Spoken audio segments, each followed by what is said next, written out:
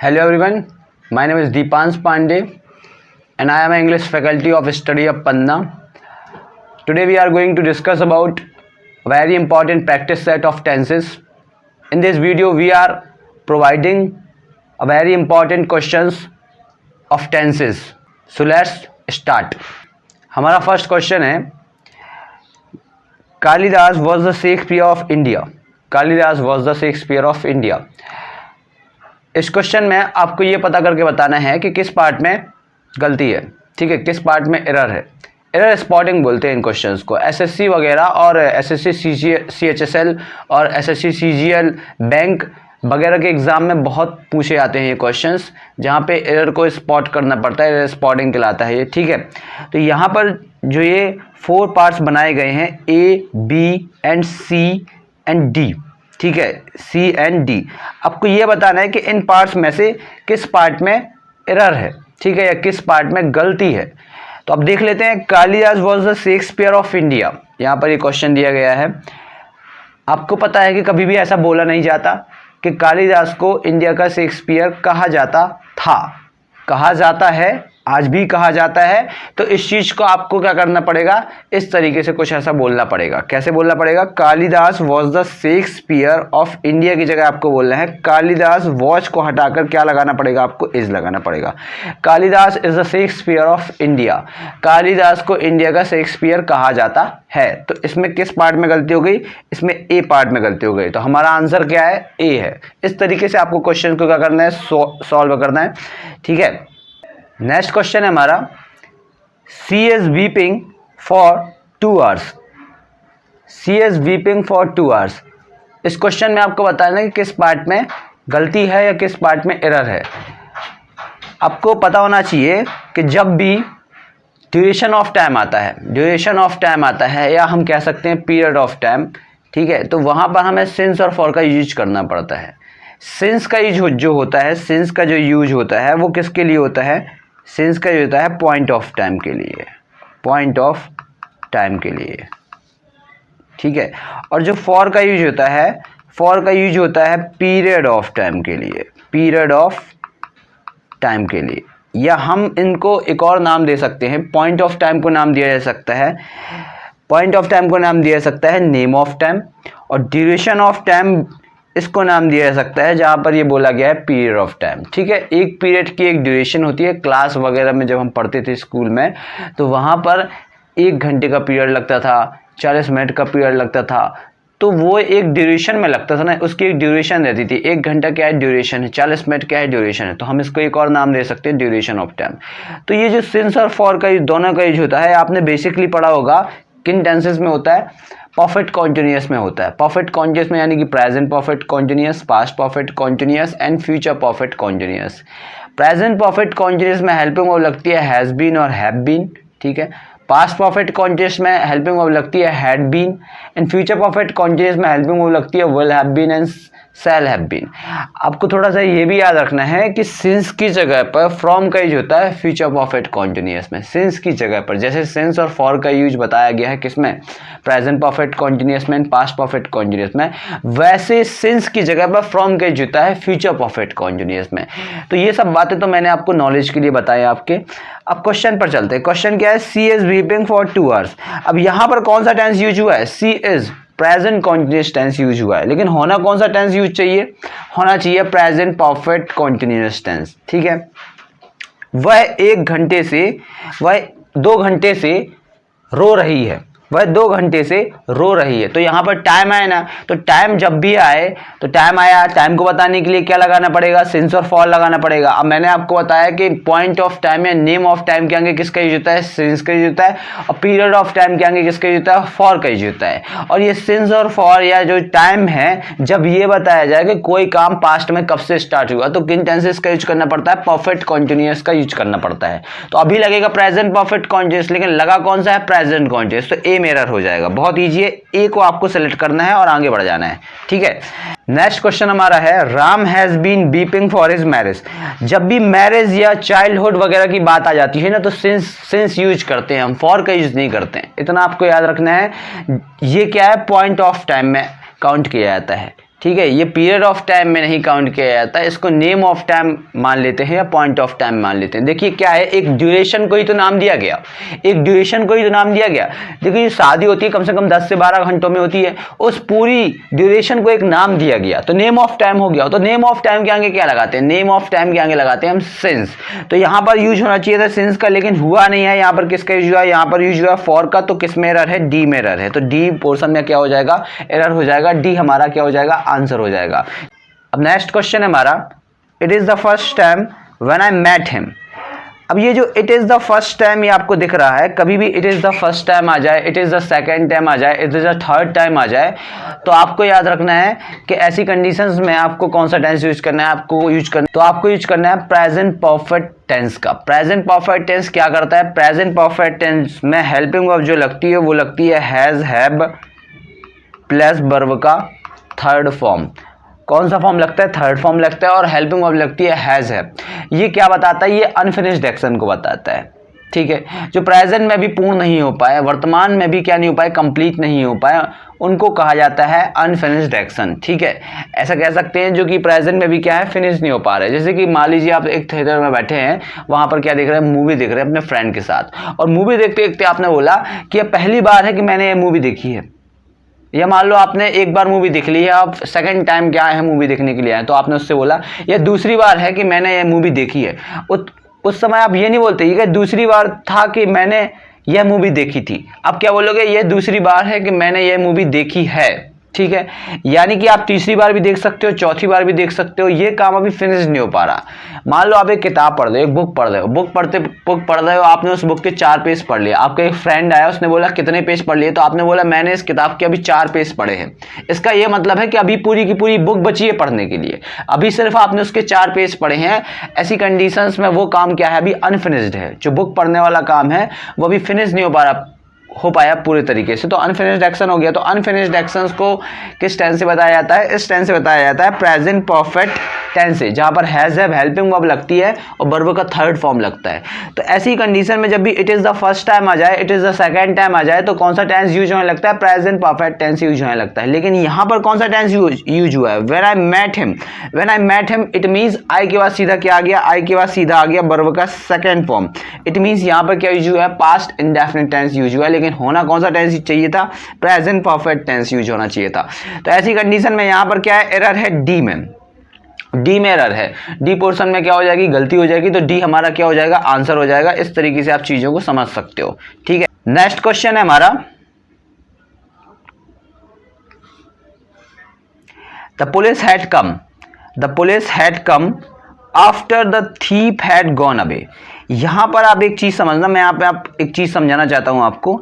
देखिए क्या होता है प्रेजेंट में यानी कि हम जो भी चीज बोलते हैं वो हम कब बोलते हैं, प्रेजेंट में। हमारे लिए तो एक ही टाइम होता है, वो होता है प्रेजेंट में खड़े होकर हम कोई एक ऐसा काम बताएं जो हमारे द्वारा कंप्लीट किया गया है पास्ट में। तो पास्ट में कोई भी काम कंप्लीट किया गया है तो उसको हम बोलेंगे पास्ट इंडेफिनिट से। ठीक है, हमारे द्वारा या किसी के द्वारा कोई भी एक्शन कंप्लीट किया गया है पास्ट में, तो उसको कहां से बोला जाएगा, उसको बोला जाएगा पास्ट इंडेफिनिट टेंस से। लेकिन अगर पास्ट में आपने 2 एक्शन कंप्लीट किए हैं, मान लीजिए यहां पर बजी हैं 10 और यहां पर बजी हैं 11, ये वाला एक्शन है, ये हुआ है कितने बजे, 11 बजे। ठीक है, आपने 2 काम किए हैं, एक काम किया है 10 बजे और एक काम किया है 11 बजे। तो अगर मैं आपसे बोलूं कि ये जो प्रेजेंट में आप बोल रहे हो अभी बजे हैं 12, तो मैं आपसे बोलूं कि 12 बजे के हिसाब से आपने पास्ट में कौन सबसे पहले काम किया, 10 बजे वाला या 11 बजे वाला, तो आप बोलोगे 10 बजे वाला काम किया। तो 10 बजे वाले काम को कहां से बोला जाएगा, ये चीज समझना है। ठीक है, 11 बजे वाले काम को तो हम बोल देंगे पास्ट इंडेफिनिट से। इट मींस हम 12 बजे बोल रहे हैं कि हमारे द्वारा कोई काम 11 बजे किया गया है, या एक दिन पहले किया गया, या एक हफ्ते पहले किया गया है, या कोई ऐसा एक्शन जो पास्ट में कंप्लीट किया गया है, उसको तो हम पास्ट इंडेफिनिट से बोलेंगे। कौन से टेंस से बोलेंगे, पास्ट इंडेफिनिट से। लेकिन अगर उसके भी पहले कोई काम हुआ है तो वैसी कंडीशन में हमें कौन सा टेंस यूज करना पड़ेगा, पास्ट परफेक्ट यूज करना पड़ेगा। पास्ट परफेक्ट को पास्ट ऑफ पास्ट भी बोला जाता है, जो कि पास्ट के भी पास्ट को बताए। मान लीजिए मैंने बोला घंटी बजने से पहले बच्चे जा चुके थे, तो आप बताओ कौन सा काम पहले हुआ, बच्चों का जाना पहले हुआ, ठीक है, घंटी बजने के पहले ही बच्चे जा चुके थे, उसके बाद घंटी बजी, कहने का तो यही मतलब है। मेरे बस स्टैंड पहुंचने से पहले बस जा चुकी थी, तो इस सेंटेंस में कौन सा काम पहले हुआ? इस सेंटेंस में बस का जाना पहले हुआ और मेरा बस स्टैंड बाद में हुआ। तो जो बस का जाना है वो पहला एक्शन हुआ, सबसे पहला एक्शन। मान लो वो 10 बजे हुआ और आप 11 बजे बस स्टैंड पहुंचे, तभी तो बस छूट गई। मेरे बस स्टैंड पहुंचने से पहले बस जा चुकी थी, बस गई 10 बजे, तो 10 बजे वाला जो काम हुआ है उसको आपको बोलना पड़ेगा पास्ट परफेक्ट टेंस से। इट मीन्स आपको वहां लगाना पड़ेगा हैड प्लस वर्ब का थर्ड फॉर्म। पास्ट परफेक्ट में हेल्पिंग वर्ब लगती है हैड, प्लस वर्ब का कौन सा फॉर्म लगता है? Third form. और जो 11 बजे आप बस स्टैंड पहुंचे ना, तो 11 बजे वाले काम को आपको रखना पड़ेगा किस टेंस से? पास्ट इंडेफिनिट में, क्योंकि आप ये चीज 12 बजे बोल रहे हो। कहने का मतलब ये कि आप 12 बजे बोल रहे हो कि मेरे बस स्टैंड पहुंचने से पहले बस जा चुकी थी और बस 10 बजे चली गई, आप 11 बजे पहुंचे, तो 11 बजे वाले एक्शन को आपको किस में रखना पड़ेगा? पास्ट इंडेफिनिट में रखना पड़ेगा। ठीक है, थोड़ा सा और समझ लेते हैं चीजों को अच्छे तरीके से, क्या कहना चाहता हूं मैं। ठीक है, अब यहां पर ये आफ्टर और बिफोर का यूज समझ लीजिए। जब भी आफ्टर आ जाए, क्या आ जाए? आफ्टर, तो आफ्टर के बाद आपको हमेशा यूज करना है। अब देखिए ये वाले जो सेंटेंस हैं ये किस टेंस में रखे जाते हैं? इस टेंस में रखे जाते हैं, पास्ट परफेक्ट में रखे जाते हैं। तो आफ्टर के बाद आपको यूज करना है हमेशा किस टेंस का? पास्ट परफेक्ट का। किसका यूज करना है? पास्ट परफेक्ट का। अब पास्ट परफेक्ट में कौन सी हेल्पिंग वर्ब लगती है? पास्ट परफेक्ट में लगती है हैड प्लस वर्ब का थर्ड फॉर्म। ठीक है, तो आफ्टर का मतलब होता है के बाद। बहुत ईजी है ये चीज को समझना। आफ्टर का मतलब होता है के बाद, तो आफ्टर के जस्ट बाद आपको क्या रखना है? Past perfect. और आफ्टर के पहले क्या रख दोगे आप? Past indefinite. ठीक है, आफ्टर का मतलब के बाद। ठीक है, अब यहां से आप समझो the police had come after the thief had gone away. ठीक है, चोर के भाग जाने के बाद पुलिस आई। ठीक है, चोर के भाग जाने के बाद पुलिस आई, तो बाद में कौन सा एक्शन हुआ? मान लो चोर कितने बजे भागा? 10 बजे भागा और 11 बजे पुलिस आई। ऐसा अक्सर होता है, जब चोरी हो जाती है उसके बाद ही पुलिस आती है। चोर 10 बजे भागा और पुलिस कितने बजे आई? 11 बजे आई। तो पुलिस 11 बजे आई, तो 11 बजे वाले एक्शन को किस टेंस में रखना था? मैंने आपको बताया था पास्ट इंडेफिनिट में रखना था। और 10 बजे वाले एक्शन को किस में रखना था? क्योंकि वो सबसे पहले हुआ, तो उसको रखना था पास्ट परफेक्ट में। तो एक बात बताओ आप यहाँ पे कि आफ्टर के बाद कौन सा टेंस यूज हुआ है? आफ्टर के बाद यूज हुआ है पास्ट परफेक्ट। एकदम सही है, करेक्ट है ये चीज। ठीक है, ये चीज तो हो गई करेक्ट। लेकिन आफ्टर के पहले भी इसने क्या यूज कर दिया? पास्ट परफेक्ट का यूज कर दिया, जो कि बिल्कुल क्या है? रॉन्ग है। ठीक है, तो यहां पर किस में एरर हो जाएगा? ए में एरर हो जाएगा। अगर इसी की जगह बिफोर आ जाता, क्या आ जाता? बिफोर। तो बिफोर का मतलब क्या होता है? के पहले। बिफोर का मतलब क्या होता है? के पहले। तो बिफोर के पहले आप कौन सा टेंस यूज करते हैं? हैड प्लस वर्ब का third form. It means past perfect. मैंने बोला बिफोर का मतलब के पहले, तो बिफोर के पहले आप क्या यूज करते? Past perfect. और आफ्टर का मतलब के बाद, तो आफ्टर के बाद आपको क्या यूज करना है? पास्ट परफेक्ट का यूज करना है। ठीक है, आपको याद रखना है पास्ट परफेक्ट का यूज कब करना है, कैसे करना है। तो अगर आफ्टर आ जाए तो आफ्टर के बाद पास्ट परफेक्ट, और बिफोर आ जाए तो बिफोर का मतलब के पहले होता है, तो बिफोर के पहले पास्ट परफेक्ट। अभी आफ्टर आया था तो आफ्टर के बाद क्या दिया था? पास्ट परफेक्ट, एकदम सही। लेकिन आफ्टर के पहले पास्ट इंडेफिनिट आना चाहिए, यानी कि वर्ब का सेकंड फॉर्म होना चाहिए। यहाँ पे हेड की जगह क्या होना चाहिए? हेड को हटा देना चाहिए और कम की जगह क्या होना चाहिए? केम होना चाहिए, जो कि वर्ब का क्या होता है? सेकंड फॉर्म होता है। ये सब चीजें आपको दिमाग में रखनी है और क्वेश्चंस को सॉल्व करते चलना है। नेक्स्ट क्वेश्चन देख लेते हैं। नेक्स्ट क्वेश्चन है हमारा, my father told me that necessity was the mother of invention. ये क्वेश्चन तो आप देखकर ही सॉल्व कर दोगे। नेसेसिटी मतलब क्या हो सकता है? नेसेसिटी का मतलब होता है आवश्यकता। आवश्यकता ही आविष्कार की जननी है, ऐसा बोला जाता है ना, कि ऐसा बोला जाता है कि आवश्यकता ही आविष्कार की जननी थी। ठीक है, अब ये क्वेश्चन गलत क्यों हो सकता है? क्योंकि सभी लोगों को ये पता होता है कि जब हम डायरेक्ट से इनडायरेक्ट बनाते हैं तो हमें यूज करनी पड़ती है past helping verbs. Past helping verb से मतलब है, यहाँ पर my father told me that लिखा, ये सारा जो पैटर्न है ये इनडायरेक्ट सेंटेंस में होता है। जब हम डायरेक्ट से इनडायरेक्ट बनाते हैं नरेशन में, ठीक है, तो वहां पर हमें जो हेल्पिंग वर्ब लगानी पड़ती है वो लगानी पड़ती है हमें पास्ट हेल्पिंग वर्ब। ठीक है, पास्ट हेल्पिंग वर्ब लगाने से मतलब है कि यहाँ पर जो ये वॉज दिया है एकदम सही दिया है, लेकिन ये वॉज अभी गलत है, क्योंकि कुछ चीजें ऐसी भी होती हैं डायरेक्ट से इनडायरेक्ट में जो कि चेंज नहीं होती। जब हम डायरेक्ट से इनडायरेक्ट बनाते हैं तो ये जो दैट के बाद लिखा है इसको बोला जाता है रिपोर्टेड स्पीच। तो डायरेक्ट से इनडायरेक्ट बनाते समय जो रिपोर्टेड स्पीच होती है उसमें जो हेल्पिंग वर्ब दी होती है उसको हमको पास्ट फॉर्म में चेंज करना पड़ता है जब हम इनडायरेक्ट बनाते हैं। क्या बनाते हैं? इनडायरेक्ट बनाते हैं। लेकिन अभी चेंज नहीं हो पाएगा, क्योंकि कुछ ऐसी भी रिपोर्टेड स्पीच होती हैं, कुछ ऐसी भी बातें होती हैं जिनको चेंज नहीं किया जा सकता। जो प्रेजेंट में है तो प्रेजेंट में ही रहेंगी, जो पास्ट में है तो पास्ट में ही रहेंगी। मान लो मैंने एक एग्जांपल बोला the sun rises in the east, तो अब ऐसा थोड़ी ना बोलने लगोगे आप the sun rises in the east कर दो, आप पास्ट में चेंज कर दो, पास्ट में थोड़ी ना हो पाएगा चेंज। ठीक है, जैसे मैंने बोला एक सेंटेंस 2 and 2 make 4, 2 और 2 4 होते हैं। अब ऐसा थोड़ी ना कर दोगे 2 and 2 made 4 कर दो, आप सेकेंड फॉर्म लगा के आप इसको चेंज पास्ट में चेंज कर दो, 2 और 2 4 होते हैं, ना कि 2 और 2 4 होते थे। तो ऐसी ही कंडीशन में आपको समझना है कि necessity was the mother of invention नहीं होगा, necessity is the mother of invention होगा। तो भैया किस पोर्शन में गलती है? गलती है अपनी सी पोर्शन में। सी हमारा क्या हो जाएगा? आंसर हो जाएगा। इस तरीके से आप चीज़ों को क्या कर सकते हो? समझ सकते हो।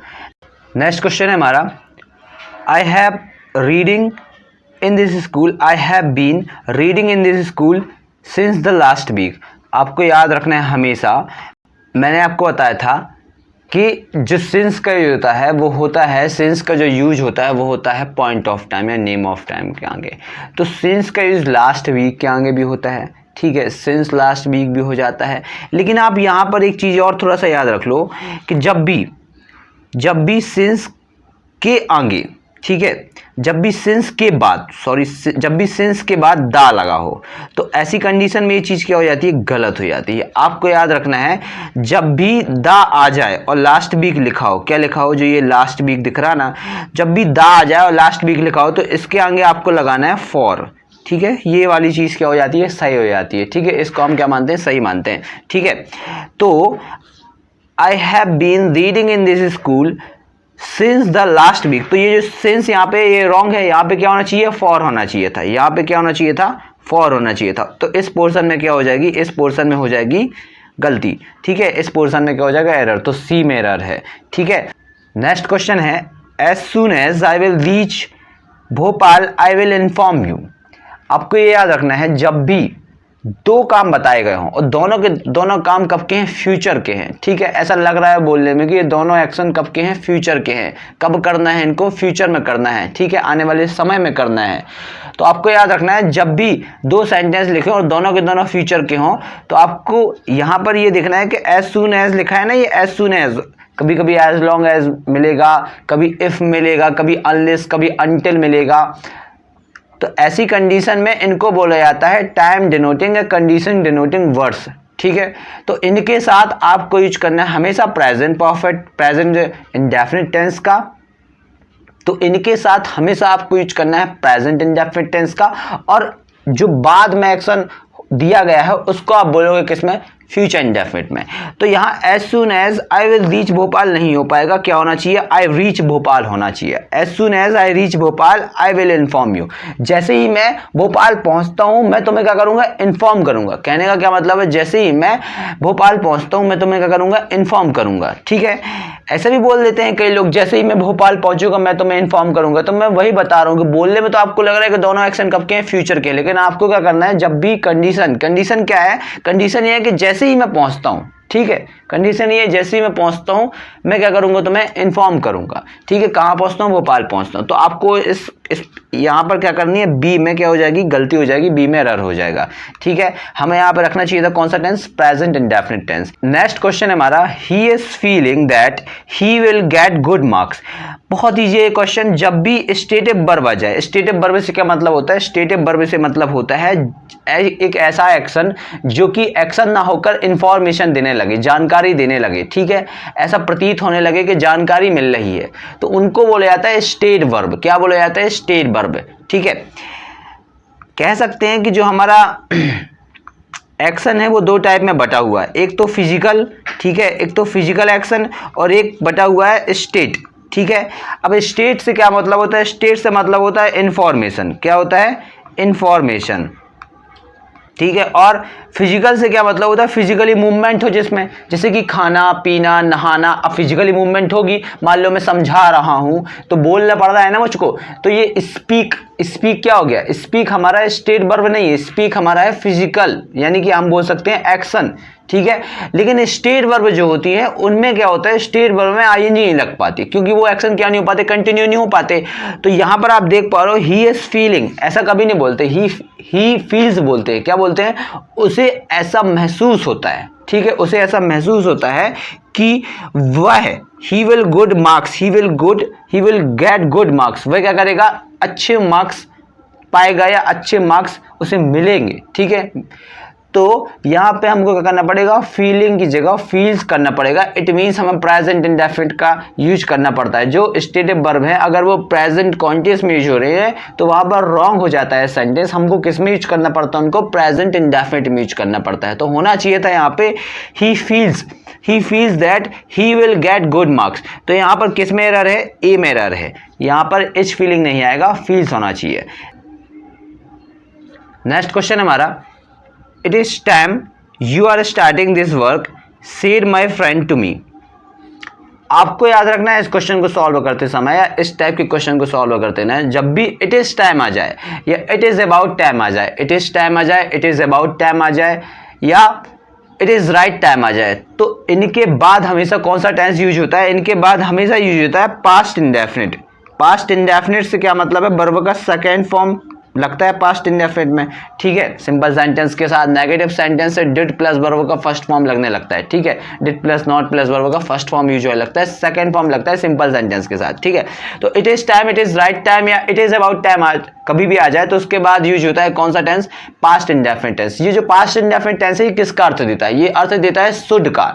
शुड से मतलब है चाहिए, चाहिए का अर्थ देता है, किसका अर्थ देता है, शुड का अर्थ देता है।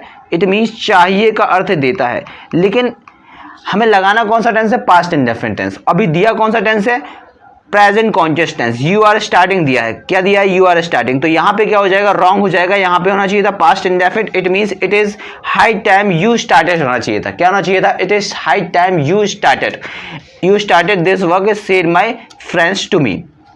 आपको हिंदी नहीं निकालते रहना, ठीक है, क्या आप हिंदी निकालते रहो, इतना टाइम नहीं होता एग्जाम में। नेक्स्ट क्वेश्चन है हमारा, Ram and Shyam are learning English for 2 hours। मैं आपको बता चुका हूं कि फॉर का यूज होता है पीरियड ऑफ टाइम या ड्यूरेशन ऑफ टाइम। तो ड्यूरेशन ऑफ टाइम तो है 2 hours दिया है, लेकिन टेंस भी कौन सा लगता है, परफेक्ट कॉन्टिन्यूअस लगता है। परफेक्ट कॉन्टिन्यूअस टेंस में ही सिंस और फॉर का यूज होता है। तो भैया यहाँ पे कौन सा टेंस यूज हुआ है, यहाँ पे यूज हुआ है प्रेजेंट कॉन्टिन्यूअस टेंस। बहुत ईजी था ये तो, इसमें प्रेजेंट कॉन्टिन्यूअस टेंस यूज हुआ, इसलिए क्या है, रॉन्ग हो गया। तो यहाँ पर बी पोर्शन में क्या है, गलती है, तो हमारा आंसर भी क्या हो जाएगा, बी हो जाएगा। होना चाहिए क्या यहाँ पे, Ram and Shyam have learning English for 2 hours। Ram और श्याम 2 घंटे से इंग्लिश सीख रहे हैं या पढ़ रहे हैं, कह सकते हैं हम ऐसा। ठीक है, नेक्स्ट क्वेश्चन है, I had reached there before he had went out. मैंने आपको ये बताया था कि आफ्टर का मतलब होता है के बाद, और आफ्टर के बाद क्या यूज होता है, पास्ट परफेक्ट, और बिफोर का मतलब होता है के पहले। तो बिफोर के पहले भी क्या यूज होता है, पास्ट परफेक्ट।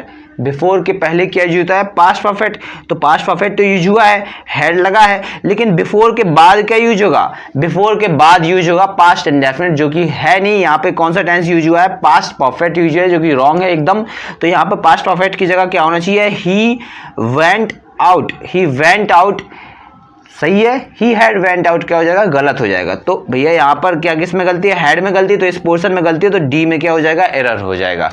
नेक्स्ट क्वेश्चन क्या है, it is appearing to me that you are plotting against your friend and their parents. ठीक है, it is appearing to me. अब मैंने आपको बताया था कि जो हमारी वर्ब है वो 2 प्रकार में बटी हुई है, एक स्टेट वर्ब या स्टेटिव वर्ब, और एक एक्शन।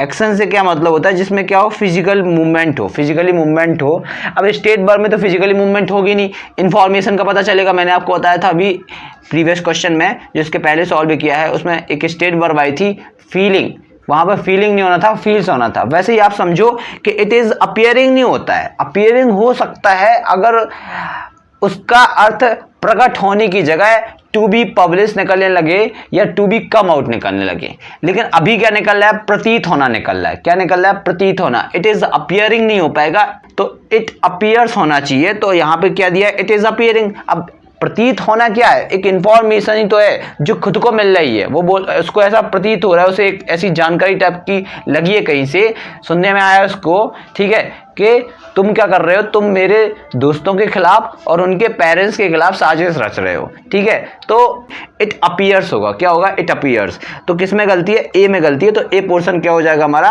रॉन्ग हो जाएगा, तो ए में एरर हो जाएगा और ए ही हमारा क्या हो जाएगा, आंसर हो जाएगा। अब नेक्स्ट क्वेश्चन क्या है, A misogynist is a person who is hating women, but a philogynist is a person who loves women. अब यहाँ पर बोला जा रहा है कि मिसोजिनिस्ट जो होता है, मिसोजिनिस्ट एक ऐसा व्यक्ति होता है जो क्या करता है, जो कर रहा है क्या, वुमेन से हेट। यहाँ पे तो यही बोला है, जो कर रहा है वुमेन से हेट, लेकिन ऐसा नहीं होगा, क्योंकि जो सेकंड पार्ट है ना पोर्शन का, जो सेकंड पार्ट है क्वेश्चन का, वो बता रहा है कि आंसर क्या है, चीख चीख कर बता रहा है आपको कि आंसर क्या है, लेकिन आप समझ नहीं पा रहे हो। देखो यहाँ पे but a philogynist is a person who loves women बोला गया है, हु लव्स वुमेन। फाइलोजेनिस्ट एक ऐसा पर्सन होता है, एक ऐसा व्यक्ति होता है जो क्या करता है, वुमेन से लव करता है। ये सब चीजें मैंने वन वर्ड सब्स्टिट्यूशन की अपनी जो मैं सीरीज चला रहा हूं उसमें बताई हैं, तो आप उनको देखकर भी क्या कर सकते हो, चीजों को समझ सकते हो कि फाइलोजेनिस्ट क्या कहलाता है, मिसोजेनिस्ट क्या कहलाता है। ये बहुत पूछे जाते हैं एसएससी वगैरह के एग्जाम में, तो मैंने डिस्क्रिप्शन में लिंक डाली है, आप उन लिंक्स पर जाकर मेरी जो वन वर्ड सब्स्टिट्यूशन की सीरीज चला रहा हूं उसको आप देख सकते हो, और बहुत ही आसान वे में, बहुत ही इजी वे में मैंने वहाँ पे चीज़ों को सिखाया है। लर्न करने की मैंने बहुत सारे तरीके बताए हैं जिससे आपको बहुत ही आसानी से क्या कर सको, आप लर्न कर सको। ठीक है, तो अब इस क्वेश्चन को भी समझ लेते हैं। अब misogynist is a person who is hating नहीं हो पाएगा, हु हेट्स वुमेन होगा। क्या होगा, हु हेट्स वुमेन। तो किस में गलती है भैया, बी में गलती है। बी में क्या है, एरर है, तो बी हमारा क्या हो जाएगा, आंसर हो जाएगा। नेक्स्ट क्वेश्चन की ओर चलते हैं। अगला क्वेश्चन हमारा, Nowadays he teaches physics। अब एक बात हमेशा याद रखो, जब भी nowadays आ जाए, now आ जाए, इन दिस टाइम आ जाए, ठीक है, या इन दिस मूवमेंट आ जाए, तो कौन सा टेंस यूज होता है, प्रेजेंट कॉन्टिन्यूअस यूज होता है हमेशा। कौन सा टेंस यूज होता है, प्रेजेंट कॉन्टिन्यूअस। अब एक बात बताओ कि मैं अभी क्या कर रहा हूं, अभी मतलब हो गया नाउ, मैं अभी क्या कर रहा हूं, मैं अभी पढ़ा रहा हूं ना, ठीक है, मैं अभी इंग्लिश पढ़ा रहा हूं, तो I am teaching English, I am teaching English now, तो नाउ लग गया। तो वैसे ही नाउअडेज जब भी यूज होता है, तो नाउअडेज जब भी यूज करना है आपको, तो कौन सा टेंस आना चाहिए वहां पे, प्रेजेंट कॉन्टिन्यूअस टेंस, जो कि यहाँ पर आया नहीं है। नाउअडेज ही टीचेस लिखा है, प्रेजेंट इंडेफिनिट यूज हुआ है, यहाँ पे कौन सा टेंस यूज होना चाहिए, nowadays he is teaching physics, ये होना चाहिए था, लेकिन ये तो है नहीं, तो यहाँ पर क्या हो जाएगा, गलती हो जाएगी। ए हमारा क्या हो जाएगा, ए हमारा राइट आंसर हो जाएगा। ठीक है, नेक्स्ट क्वेश्चन है हमारा, many of my friend wish to come here today but none of them arrive yet. आपको याद रखना है, जब भी यट आ जाए, क्या आ जाए, यट, यट का मतलब होता है अभी तक नहीं। क्या, अभी तक नहीं, नहीं भी अर्थ निकलता है, यानी कि नॉट भी आना चाहिए सेंटेंस में, लेकिन नॉट तो आए यहाँ, लेकिन नन तो आ रहा, नन ऑफ देम। ठीक है, यहाँ पे नन की स्पेलिंग गलत लिखी है, NONE होती है नन की स्पेलिंग, तो नन ऑफ देम। ठीक है, अभी तक कोई नहीं आया, अभी तक कोई नहीं आया है, इसका मतलब एक्शन अभी फिनिश नहीं हुआ है, आने वाला एक्शन अभी फिनिश नहीं हो पाया है, अभी तक कोई नहीं आया है। तो अनफिनिश्ड एक्शन के लिए मैंने क्या बताया था, कौन सा टेंस यूज होता है, प्रेजेंट परफेक्ट यूज होता है। तो यहाँ पर जो यट है ना, यट के हिसाब से कौन सा टेंस यूज होना चाहिए, देम के बाद होना चाहिए, यहाँ पे होना चाहिए none of them have arrived yet, none of them have arrived yet होना चाहिए, जो कि है नहीं, यहाँ पे प्रेजेंट परफेक्ट यूज होना चाहिए। तो ये किस में गलती है, डी पोर्शन में गलती है, डी हमारा क्या हो जाएगा, आंसर हो जाएगा। ठीक है, नेक्स्ट क्वेश्चन है, it is about time you have taken. अब भी मैंने बताया था आपको, बाकी चीजों को देखने की जरूरत ही नहीं है कि आगे क्या लिखा है, आगे क्या है क्वेश्चन में, ये सब नहीं। मैंने आपको बताया था it is time, it is right time या इट इज अबाउट टाइम आ जाए, तो इसके बाद कौन सा टेंस यूज होता है, इसके बाद यूज होता है पास्ट इंडेफिनिट, जो कि किसका अर्थ देता है, जो कि शुड का अर्थ देता है, चाहिए का अर्थ देता है। तो यहाँ पर इट इज अबाउट टाइम के बाद कौन सा टेंस आया है, प्रेजेंट परफेक्ट टेंस, जो कि एकदम क्या है, गलत है। यहाँ पे कौन सा टेंस यूज होना चाहिए था, यू टुक होना चाहिए था, पास्ट इंडेफिनिट टेंस यूज होना चाहिए था। टेक का सेकंड फॉर्म टुक होता है, तो यहाँ पे ये हैव गलत है, हैव नहीं आना चाहिए था। तो इस कंडीशन में आंसर हमारा क्या हो जाएगा, बी आंसर हो जाएगा, B is the correct answer. ठीक है, अब नेक्स्ट क्वेश्चन है हमारा, he was fill in the blanks ₹1000 for drink in driving. ये जो क्वेश्चन यहां से स्टार्ट होने वाले हैं, 18 नंबर से जो स्टार्ट हो रहे हैं, वो टोटली जितने भी क्वेश्चंस मैं आगे बताने जा रहा हूं वो सीधे सीधे एमपीएसआई में आए हुए क्वेश्चंस हैं। एमपीएसआई के आप प्रीवियस ईयर के 2017 के अक्टूबर मंथ के जो क्वेश्चंस देखेंगे तो आपको वहां मिल जाएंगे। हर पेपर में अक्टूबर मंथ में जितने भी पेपर हुए हैं उनमें आप देखोगे तो 2-2 नंबर तक के तो आते ही हैं, 10 से 3-3 नंबर तक के आ जाते हैं, 4-4 बसे या तो आते तो बेसिकली 5 नंबर के हैं, लेकिन ये जो मैंने दिए हैं 2-2, 3-3 नंबर के तो आपको मिल ही जाएंगे वहां पे। तो इनको थोड़ा सा समझना, इनमें हमें क्या मिलते हैं, ऑप्शंस मिलते हैं। ठीक है, 4 ऑप्शंस दिए जाते हैं। जब भी फिल करने को आता है तो फिल करने के लिए 4 ऑप्शंस दिए जाते हैं, उन 4 ऑप्शंस में से हमें एक सेलेक्ट करना पड़ता है। ठीक है, तो यहाँ पर क्वेश्चन है he was ₹1000 for drunk in driving. बहुत ईजी भैया, क्या चार्ज लगता है, चार्ज लगता है क्या, तो चार्ज भी नहीं लग पाएगा। ठीक है, बुक्ड होती है क्या, हम टिकट थोड़ा ना बुक कर रहे हैं जो बुक्ड लगेगा। ठीक है, पेनाल्टी भी नहीं लग पाती है तो क्या लगता है, फाइन लगता है, तो फाइन हो जाएगा हमारा करेक्ट आंसर। सी हमारा क्या हो जाएगा, करेक्ट आंसर हो जाएगा। नेक्स्ट क्वेश्चन है हमारा Raju bracket up to 6 o'clock every morning. Every morning, every evening, daily, every day, ये सब चीजें जब भी आ जाइए, जब टाइम एक्सप्रेसिंग वर्ड आते हैं तो कौन सा टेंस यूज होता है, प्रेजेंट इंडेफिनिट यूज होता है। क्योंकि भाई आप डेली क्या करते हो, आप रोजाना क्या करते हो, आप हर सुबह क्या करते हो, ताहे तिये ते आ रहा ना, आप हर सुबह ब्रश करते हो, चाय पीते हो, नहाते हो, फ्रेश होने जाते हो, ताहे तिये ते हो, ताहे तिये ते जब आता है तो कौन सा टेंस यूज होता है, प्रेजेंट इंडेफिनिट टेंस। तो ऐसे ही राजू क्या करता है, राजू हर सुबह जाता है या उठता है, राजू गेट्स अप, तो गेट्स आना चाहिए ना, ऐसे एस यूज होना चाहिए। इज गेटिंग तो आ नहीं पाएगा, विल गेट भी ये नहीं आ पाएगा और हैज गेट भी नहीं आ पाएगा, क्या आएगा, गेट्स आएगा। तो gets is the correct answer, यानी कि डी क्या है हमारा, एकदम सही है। ठीक है, नेक्स्ट क्वेश्चन है we bracket our dinner when you called. जब तुमने मुझे बुलाया तो मैं क्या कर रहा था, मैं डिनर कर रहा था। तो क्या है, रहा था, रही थी, रहे थे, कौन सा टेंस होता है, रहा था, रही थी, रहे थे में, पास्ट कॉन्टिन्यूअस टेंस। पास्ट में जो काम किया था कंटिन्यू था। जब तुमने, यहां पे बोला जा रहा है कि we bracket our dinner when you called, we had तो आ नहीं पाएगा। ठीक है, हैव भी नहीं आ पाएगा, वॉज हैविंग आएगा। क्या आएगा, वॉज हैविंग आएगा या वर हैविंग आएगा, तो वॉज हैविंग आ नहीं पाएगा क्योंकि वी दिया है। वी प्लूरल नंबर सब्जेक्ट है, वी के साथ क्या लगता है, वी के साथ लगता है वर, यानी कि आई बस के साथ लगता है वॉज, बाकी बी दे यू के साथ क्या लगता है, या कोई भी प्लूरल नंबर सब्जेक्ट आ जाए तो पास्ट कॉन्टिन्यूअस टेंस में हेल्पिंग वर्ब लगती है वॉज वर, तो वर का यूज होता है वी के साथ, दे के साथ, यू के साथ या कोई भी प्लूरल नंबर सब्जेक्ट के साथ। तो we were having dinner when you call, जब तुमने बुलाया तो मैं डिनर कर रहा था। यहां पर लॉन्ग एंड शॉर्ट एक्शन चल रहा है। एक लॉन्ग एक्शन कहां से बोला जाएगा, जो पास्ट में है वो लॉन्ग एक्शन हो जाएगा। मान लो कि मैं टीवी देख रहा था, मैं कितनी देर से टीवी देख रहा था ये पता नहीं है, ये नहीं बताया सेंटेंस में, लेकिन मैं टीवी देख रहा था, तो ये लॉन्ग एक्शन हो गया। लेकिन मैं टीवी देख रहा था जब, तभी मेरे पिताजी आए, एकदम से मेरे पिताजी आ गए मेरे रूम के अंदर, तो वो हो जाएगा शॉर्ट एक्शन। तो जब भी लॉन्ग एक्शन हो तो उसको बोला जाएगा पास्ट कॉन्टिन्यूअस टेंस है, और जो शॉर्ट एक्शन होगा उसको बोला जाएगा पास्ट इंडेफिनिट टेंस है। तो शॉर्ट एक्शन क्या है, तुमने मुझे बुलाया। कई बार ऐसा होता है कि हम खाना पीना खा रहे होते हैं घर में और कोई हमें बुलाने के लिए आता है, तो वो जो बुलाने के लिए आया वो तो एकदम से आया, खाना तो बहुत देर से खा रहे थे, तो खाना खाना क्या हो जाएगा, लॉन्ग एक्शन, और जो एकदम से किसी ने बुलाया तो वो हो जाएगा शॉर्ट एक्शन। तो यहाँ पे कौन सा टेंस यूज होगा, यहाँ पे होगा पास्ट कॉन्टिन्यूअस, तो डी हो जाएगा हमारा करेक्ट आंसर। नेक्स्ट क्वेश्चन है who is the girl who bracket you at the cinema last night. देखो जब भी लास्ट नाइट आ जाए, ठीक है, या लास्ट वीक आ जाए, लास्ट ईयर आ जाए, जब भी ये टाइम एक्सप्रेसिंग वर्ड आ जाए तो आपको यूज करना है हमेशा पास्ट इंडेफिनिट टेंस का। पास्ट इंडेफिनिट में क्या लगता है, वर्ब का सेकंड फॉर्म। तो he is the girl who, D क्या हो जाएगा हमारा, करेक्ट आंसर हो जाएगा। क्या आंसर हो जाएगा, रिकॉग्नाइज्ड। तो ए तो आ नहीं पाएगा, ए में लिखा है हैज बीन रिकॉग्नाइजिंग, फिर बी में लिखा है हैव रिकॉग्नाइज्ड, और सी में लिखा है रिकॉग्नाइज्ड, यानी कि वर्ब का फर्स्ट फॉर्म। हमें यूज करना है वर्ब का सेकंड फॉर्म पास्ट इंडेफिनिट, तो हमारा डी क्या हो जाएगा, करेक्ट आंसर हो जाएगा। D is the correct answer.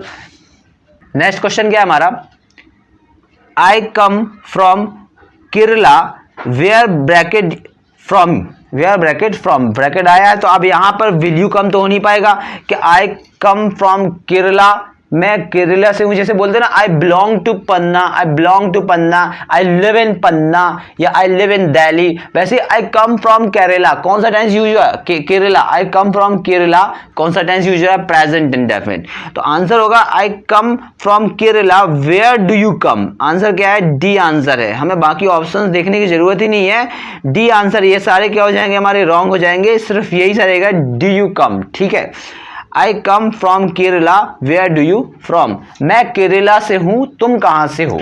ठीक है, मैं केरला से हूं, तुम कहां से हो? आने से मतलब नहीं निकल रहा है यहाँ पे, मैं केरला से हूं ये बोला जा रहा है यहाँ पे।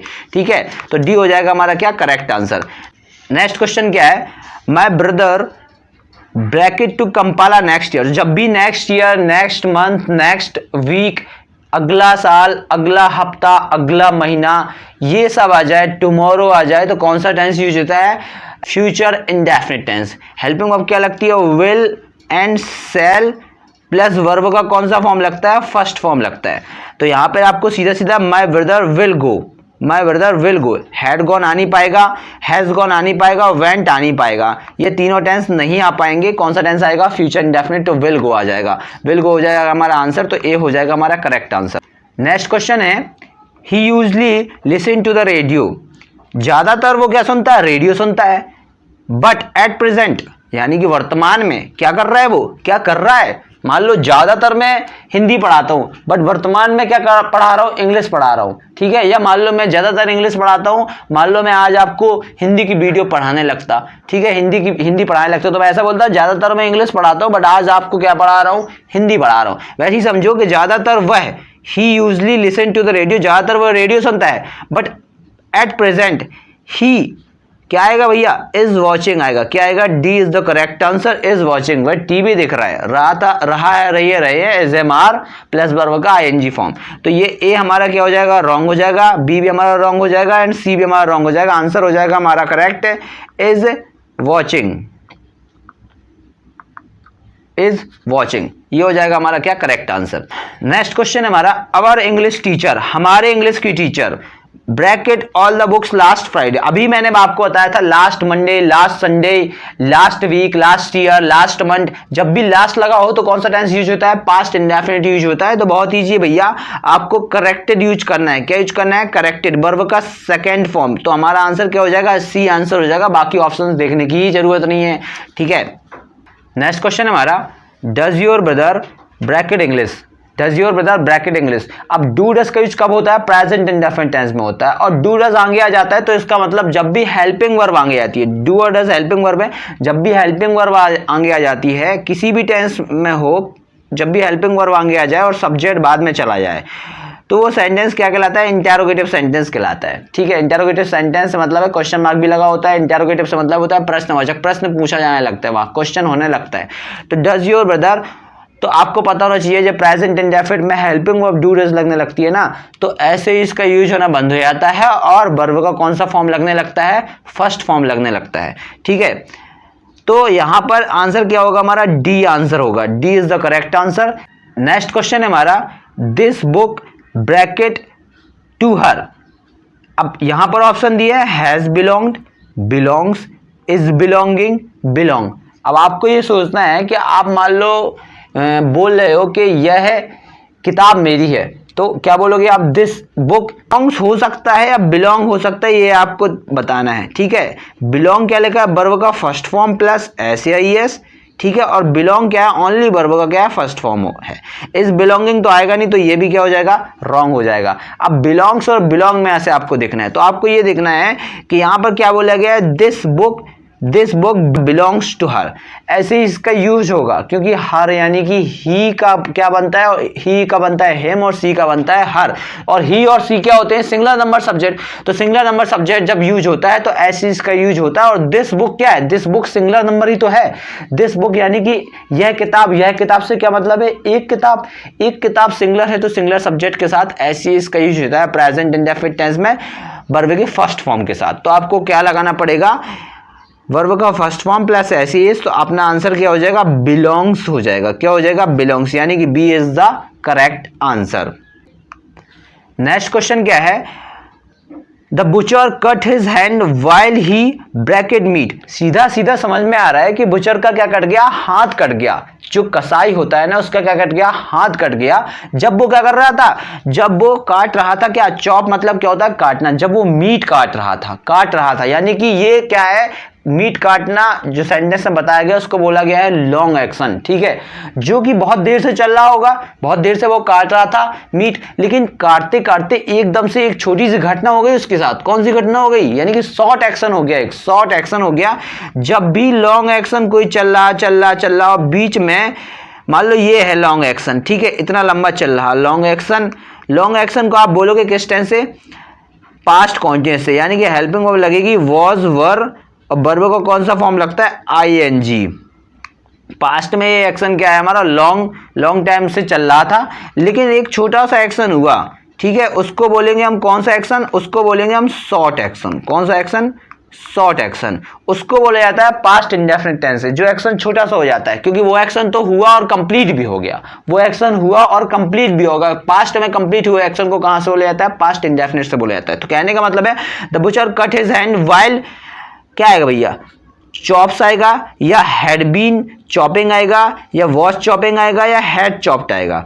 तो आपको क्या करना है, वॉच चॉपिंग, क्योंकि the butcher cut his hand, उसका हाथ कट गया, ये हो गया हमारा शॉर्ट एक्शन, ये वाला तो पास्ट इंडेफिनिट यूज हुआ है। The butcher cut his hand, cut क्या है, सेकेंड फॉर्म है, कट वर्ब का फर्स्ट फॉर्म भी होता है, सेकेंड फॉर्म भी कट होता है, और थर्ड फॉर्म भी क्या होता है, कट ही होता है।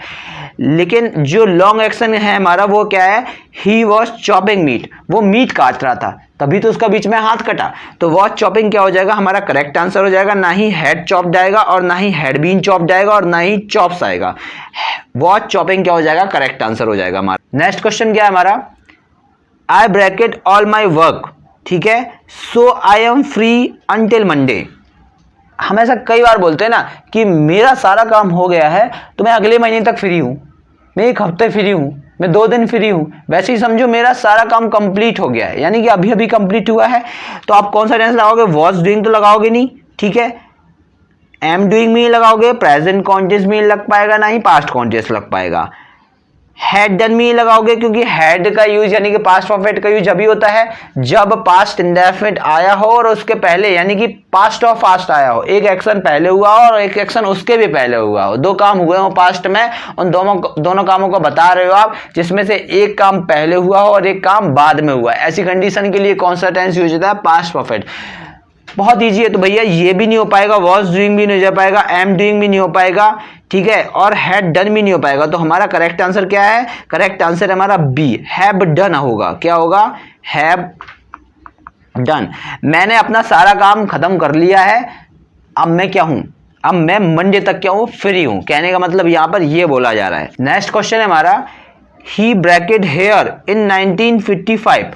अब एक बात बताओ, ये प्रेजेंट है और प्रेजेंट में खड़े होकर आप पास्ट की बात बता रहे हो, ठीक है, तो पास्ट की बात बता रहे हो तो कौन सा टेंस यूज होगा, पास्ट इंडेफिनिट। अब 1955 की बात हो रही है, अब बताओ अभी क्या चल रहा है, 2021 2021 में आप 1955 की बात कर रहे हो कि कोई काम 55 में हुआ था या होता था, तो ऐसे में कौन सा टेंस यूज होगा, पास्ट इंडेफिनिट यूज होगा।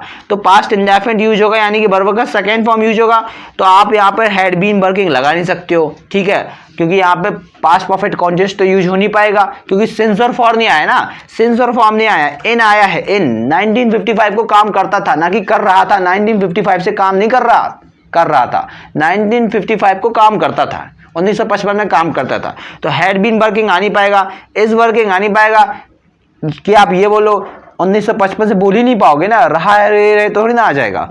वर्क्स भी नहीं आएगा, करता है भी नहीं आ पाएगा, क्योंकि आप बात कब की कर रहे हो, पास्ट की कर रहे हो, तो आपको लगाना पड़ेगा वर्कड। तो B is the correct answer. आएगा क्या आंसर में हमारा, वर्कड। आपको क्या करना है, वर्कड फिल करना है। तो हमारा सेकेंड वाला ऑप्शन क्या है, एकदम करेक्ट है। नेक्स्ट क्वेश्चन है, Rome has been important city for centuries and it is still important. बहुत ईजी है बोलने में यार, it is still important. Rome क्या है, हमेशा से, ठीक है, या आप कह सकते हो रोम जो है, ठीक है, बहुत ही इंपॉर्टेंट सिटी सदियों से है, ठीक है, सदियों से बनी हुई है, अभी भी बनी हुई है और अभी भी इंपॉर्टेंट है। इज स्टिल इंपॉर्टेंट, अभी भी बनी हुई है, तो इज स्टिल आएगा, डी हो जाएगा हमारा क्या करेक्ट आंसर। आपको ना ही ए देखना है, ना ही बी देखना है, ना ही सी देखना है। जब आपको सीधा सीधा आंसर दिख रहा है तो सीधा आपको आंसर पे देखना है, ध्यान देना है ना, बाकी चीजों को आपको नहीं देखना है, कोई मतलब नहीं होता टाइम बर्बाद करने का। एग्जाम में टाइम बहुत इंपॉर्टेंट है, एक्यूरेसी बना के चलनी है हमें। नेक्स्ट क्वेश्चन है नाउ ही। अब भी मैंने आपको बताया पढ़ने की जरूरत ही नहीं है, नाउ आया मैंने बताया, जिसे मैं अभी क्या कर रहा हूं, अभी इंग्लिश पढ़ा रहा हूं ना, तो कौन सा टेंस लगेगा, I am teaching English now, मैं अभी इंग्लिश पढ़ा रहा हूं, तो यहां पे आया now he bracket a book about new Guinea, I don't think he will finish it सून। ठीक है, अभी तो मैं क्या कर रहा हूं, बुक लिख रहा हूं, कोई बुक लिख रहा हूं, एक बुक लिख रहा हूं, मुझे पता नहीं है कब तक क्या हो पाएगी, फिनिश हो पाएगी। ठीक है, कब तक जल्दी फिनिश हो पाएगी, तो भैया कौन सा टेंस आएगा, present continuous tense. Now in this time, in this movement, now days, हमेशा कौन सा टेंस आता है, प्रेजेंट कॉन्टिन्यूअस टेंस आता है। तो इज राइटिंग हो जाएगा हमारा क्या correct answer. Is am are लगता है, हैज रिटन हो नहीं पाएगा, ना ही रोट हो पाएगा और ना ही राइट्स आ पाएगा। इज राइटिंग क्या हो जाएगा हमारा करेक्ट आंसर हो जाएगा। नेक्स्ट क्वेश्चन है the soldier bravely in the civil war, the soldier bracket bravely in the civil war. अब बताओ सिविल वॉर में लड़े थे सोल्जर्स, ठीक है, सिविल वॉर में लड़े थे, यानी कि ये एक्शन तो टोटली कब का है, पास्ट का है, ये एक्शन पास्ट में कंप्लीट हो गया, सिविल वॉर में उन्होंने लड़ाई कर ली, किसने, सोल्जर्स ने, सैनिकों ने। तो कौन सा टेंस लगेगा, पास्ट इंडेफिनिट टेंस लगेगा, क्योंकि अगर हम प्रेजेंट में खड़े होकर किसी ऐसे काम की बात कर रहे हैं जो पास्ट में क्या हो चुका है, कंप्लीट हो चुका है, तो उसको कहां से बोला जाता है, पास्ट इंडेफिनिट से बोला जाता है, सिंगल एक्शन। यहां पर बोला सोल्जर्स लड़े थे सिविल वॉर में, तो कौन सा टेंस आएगा, पास्ट इंडेफिनिट, यानी कि सेकेंड फॉर्म तो आ जाएगा फॉट। फॉट क्या है हमारा, सेकेंड फॉर्म है। आपको ना ही फाइट्स देखना है, ना ही फाइट आएगा, ना ही वॉज फाइटिंग आएगा। लड़ रहे थे ऐसा नहीं बोलेंगे अपन, क्या बोलेंगे, लड़े थे। ठीक है, लड़े थे, कब लड़े थे, सिविल वॉर में लड़े थे, तो वर्ब का कौन सा फॉर्म आएगा, सेकेंड फॉर्म, यानी कि डी हो जाएगा कि हमारा करेक्ट आंसर। नेक्स्ट क्वेश्चन है mount Everest bracket the highest mountain in the world. अरे ये तो आपने कईयों बार बोला होगा, mount Everest is the highest mountain peak in the world. तो यहां पे ना ही हैज बीन आएगा, ना ही हैड बीन आएगा, ना ही इज बीइंग आएगा, ना ही ये आएगा, ना ही ये आएगा, और ना ही ए, ना डी और ना ही बी। आपको आंसर क्या है, सी रखना है। सी क्या है, करेक्ट आंसर है, इज आएगा। Mount Everest is the highest mountain in the world. ठीक है, बहुत ईजी है, ये सारे क्वेश्चन एसआई में आए हैं। देखिए कितने आसान तरीके से आपको मैं समझा रहा हूं। आप बहुत सारे रूल्स को और बहुत सारी चीज़ों को टेंस में सिखाई जाती है कॉम्पिटिटिव इंग्लिश में, कॉम्पिटिशन्स की क्लासेस में, यहाँ से आप उन सारे रूल्स को समझ सकते हो। अगर आपको ये वीडियो देखने में अभी भी मज़ा आ रहा है, क्वेश्चंस को सॉल्व करने में आपको इन्जॉयमेंट मिल रही है, तो प्लीज़ इस वीडियो को लाइक करें, अपने दोस्तों के साथ शेयर करें, जिससे हम आपके लिए और भी अच्छी वीडियोस आगे ला सकें। आपके एक लाइक और एक शेयर से कुछ नहीं होता है, बस हम लोग क्या होते हैं, मोटिवेट होते हैं। ठीक है, और भी अच्छा मटेरियल आपको प्रोवाइड करा पाए, जो कि आपके आने वाले भविष्य में जो भी एग्ज़ाम्स में उनमें आपको क्या मिले, हेल्प मिले। तो प्लीज़ वीडियो को शेयर ज़रूर करें अपने दोस्तों के साथ। और अगर आपको ये वीडियो हमारी अच्छी लग रही है अभी भी, और भी प्रीवियस वीडियोज़ में मैंने मटेरियल डाला है, वन वर्ड सब्स्टिट्यूशन, वो आपको सारा कुछ पसंद आ रहा है, तो वीडियो को लाइक ज़रूर करें, अपने दोस्तों के साथ शेयर करें। नेक्स्ट क्वेश्चन है I know all about the film because I bracket it twice। ठीक है, it twice, मैं 2 बार देख चुका हूँ ये पिक्चर। ठीक है, मैं सारा कुछ जानता हूँ इस टेंस के पेपर के बारे में, क्योंकि मैं ये 4 से 5 बार लोगों को समझा चुका हूँ। ठीक है, तो मतलब चुका हूँ, चुका है, चुकी है, ये कौन सा टेंस होता है, चुका है, चुकी है, चुके हैं, प्रेजेंट परफेक्ट टेंस। यानी कि लगता है कौन सी हेल्पिंग वर्ब, लगती है हेल्पिंग वर्ब हैज या हैव प्लस वर्ब का थर्ड फॉर्म। तो आपको कुछ नहीं करना है, हैव सीइंग तो आ नहीं पाएगा, ठीक है, एम सीइंग भी नहीं आ पाएगा, विल बी सीइंग नहीं आ पाएगा, हैव सीन आएगा। यानी कि आपको हैव प्लस वर्ब का थर्ड फॉर्म सेलेक्ट करना है, क्योंकि वो बोल रहा है कि मैं सब कुछ जानता हूँ इस पिक्चर के बारे में, इस मूवी के बारे में, क्योंकि मैं इसे 2 बार देख चुका हूँ। ठीक है, ऐसे ही बोलेंगे ना, मैं सब कुछ जानता हूँ वीडियोस बनाने के बारे में, क्योंकि मैं कई बार वीडियोस बना चुका हूँ। ठीक है, आगे भी बनाता रहूंगा। अनफिनिश्ड एक्शन है, प्रेजेंट परफेक्ट टेंस यूज होगा। हैव सीन क्या हो जाएगा हमारा करेक्ट आंसर, तो B is the correct answer. Next question है the car broke down we bracket to get a taxi, यहाँ पर बोला ब्रोक, ब्रोक क्या वर्ब का सेकेंड फॉर्म, इट मीन्स ये पास्ट की बात है, यहाँ पास्ट की बात, कार टूट गई, कार खराब हो गई या कार को कुछ भी हो गया, तब क्या हुआ, तब मैंने क्या पकड़ी, टैक्सी पकड़ी, ये टैक्सी पकड़ने का सोचा या टैक्सी पकड़ी थी, ऐसे ही बोलेंगे ना, मेरी कार खराब हो गई थी या the car broke down, car टूट गई थी तो मैंने क्या पकड़ी, तो हमने क्या पकड़ी, टैक्सी पकड़ी, ठीक है। तो हैव आ नहीं पाएगा, ठीक है, क्योंकि हैव क्या होती है, प्रेजेंट परफेक्ट की हेल्पिंग वर्ब होती है, ठीक है। आर हैविंग आ नहीं पाएगा, पकड़ रहे हैं ऐसा बोल नहीं पाएंगे, प्रेजेंट कॉन्टिन्यूअस की हेल्पिंग वर्ब होती है। हैज आ नहीं पाएगा क्योंकि सब्जेक्ट क्या दिया है, वी दिया है, वी क्या है, प्लूरल नंबर सब्जेक्ट है, तो आपको वी के साथ क्या लगाना पड़ेगा, वी के साथ आपको लगाना पड़ेगा हैड। अब हैड क्या होता है, हैड पास्ट परफेक्ट की हेल्पिंग वर्ब होती है, हैड प्लस वर्ब का third form, had single helping verb होती है, ठीक है, तो वो सिंगुलर और प्लूरल दोनों के साथ सेट हो जाती है, तो वी के साथ हैड लग जाएगा, तो वी क्या हो जाएगा, करेक्ट आंसर हो जाएगा। तो हैड हमारा क्या है इस क्वेश्चन में, तो 36 क्वेश्चन में हैड प्लस वर्ब का थर्ड फॉर्म क्या है, करेक्ट आंसर है, तो बी क्या हो जाएगा हमारा, करेक्ट आंसर हो जाएगा। नेक्स्ट क्वेश्चन है the child bracket since morning. अब देखिए सिंस मॉर्निंग, सिंस इवनिंग, ये क्या है, एक टाइम ड्यूरेशन को एक नाम दे दिएगा, तो नेम ऑफ टाइम हो गया, तो नेम ऑफ टाइम के साथ क्या लगता है, सिंस लगता है। मैं आपको प्रीवियस क्वेश्चन में बता चुका हूं जिसके पहले सॉल्व कराए हैं, तो सिंस सही एकदम, सिंस मॉर्निंग लिखा है, लेकिन आप ये भी देखो कि कौन सा टेंस लगना चाहिए, टेंस लगना चाहिए यहाँ पे प्रेजेंट परफेक्ट कॉन्टिन्यूअस, या प्रेजेंट परफेक्ट कॉन्टिन्यूअस के अलावा अगर आप लगा सकते हो तो पास्ट परफेक्ट कॉन्टिन्यूअस लगा सकते हो, या फ्यूचर परफेक्ट कॉन्टिन्यूअस लगा सकते हो। फ्यूचर परफेक्ट कॉन्टिन्यूअस लगा नहीं सकते हो, क्यों नहीं लगा सकते हो, क्योंकि फ्यूचर परफेक्ट कॉन्टिन्यूअस में सिंस का यूज नहीं होता, सिंस की जगह पर फ्रॉम का यूज होता है, ठीक है। तो यहां पर हैड क्राइड आ नहीं पाएगा, हैव बीन क्राइंग यूज करना पड़ेगा, आपको क्या करना पड़ेगा, the child have been crying since morning, ये हो जाएगा हमारा क्या, करेक्ट आंसर, यानी कि बी क्या हो जाएगा, करेक्ट आंसर, बी हमारा क्या हो जाएगा, करेक्ट आंसर हो जाएगा 38 क्वेश्चन का।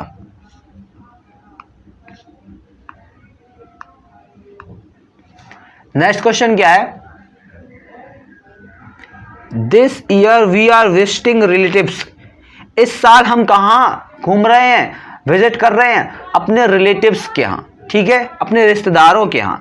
बट नेक्स्ट ईयर, अगले साल, नेक्स्ट ईयर आया, नेक्स्ट ईयर आया, तो मैंने बताया था जब भी next year, next week, next month, tomorrow, ठीक है, डे आफ्टर टुमारो आ जाए तो कौन सा टेंस यूज होता है, फ्यूचर इंडेफिनिट टेंस यूज होता है। तो आप सीधा कर सकते हो, next year we will spend holidays home, अगले साल हम क्या करेंगे, हॉलीडेज को, छुट्टियों को घर में स्पेंड करेंगे।